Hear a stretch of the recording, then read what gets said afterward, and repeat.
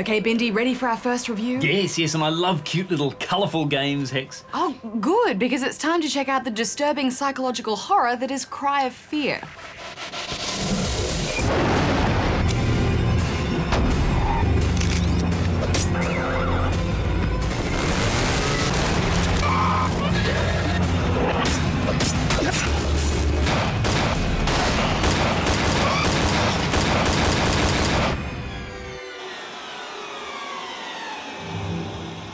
Cry of Fear is a total conversion mod of Half-Life. That's right, the original Half-Life from 1998. So all the content in this game has been entirely crafted again from scratch by the developers. All new character models, textures, a fully fledged campaign and a follow-on co-op campaign. The story here is very twisted, but it also has this beautiful slow-paced intro that really sets the mood.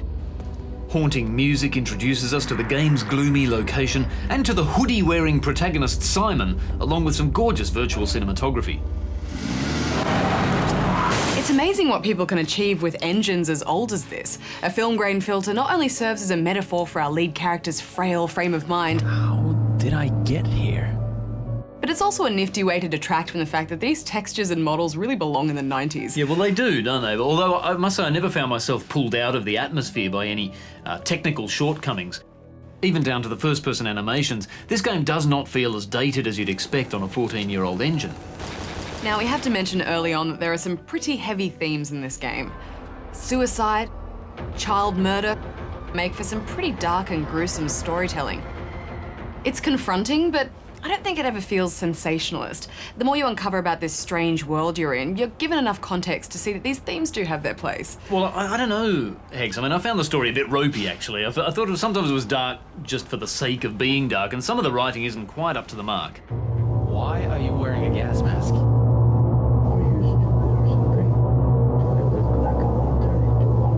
It feels like a script from a lame old horror movie that you'd find, in the discount bin or on VHS or something.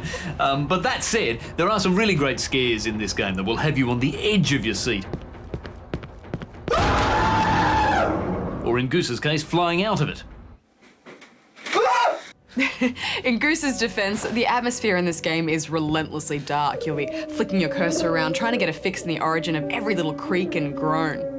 There are some pretty rubbish moments too, though, including like a crucial part of any survival horror game, which is your first encounter with the enemy. Oh, I know, and there's such a brilliant build-up to it. As you warily make your way around the narrow streets of this seemingly deserted city, shadows flash across walls, an ungodly creature materializes, then dissipates in an instant right before your eyes. Yes, I mean, I was terrified. I was literally donning a fresh pair of underwear when all of a sudden you get this.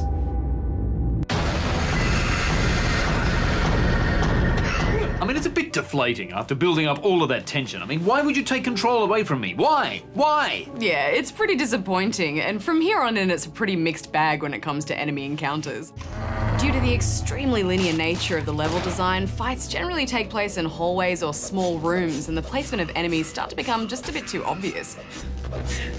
But there'll still be the odd, disgruntled housewife zombie with blades for limbs who'll catch you off guard.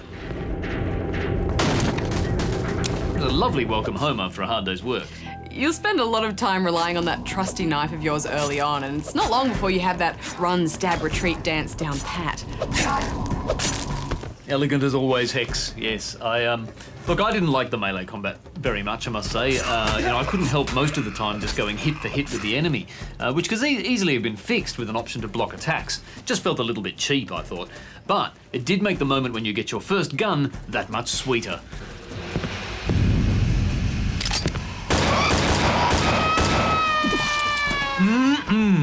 Tasty pistol. Equipping weapons and items sees you clicking your way through an old school inventory that kept reminding me of some of those classic adventure games like The Secret of Monkey Island.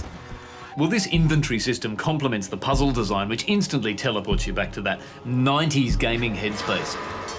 There are keys to collect, clues to find, codes to crack. Every important piece of information is listed in your notes so that you can refer back to it.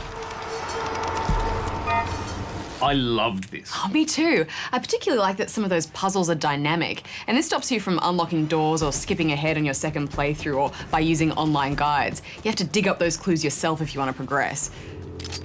When you advance through the levels, you'll start to find some heavier weaponry to help you take down the plethora of enemies the game has to throw at you. I was pleased by how many kinds of enemy there were. It seemed like round every corner I was faced with some weird new monster. It's like a trip to Fitzroy in Melbourne.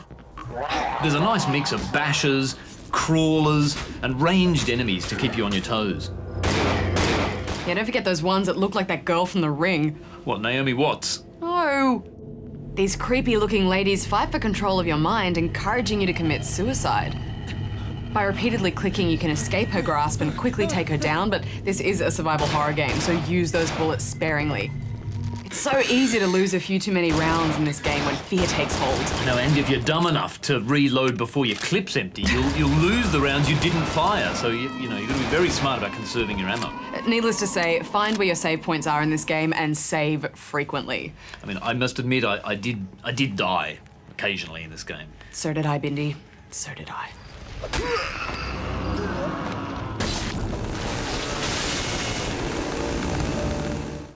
Aside from those frustrating deaths, Cry of Fear did give us a pretty good scare from time to time.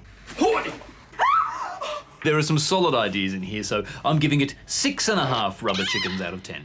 Yeah, it definitely needs some work, and the developers know this too because they're apparently working on a stack of patches for it, so it's 7 out of 10 from me. All right, Bindi, time for another episode of Tiny Power. Wonder what those cheeky devs are up to this week.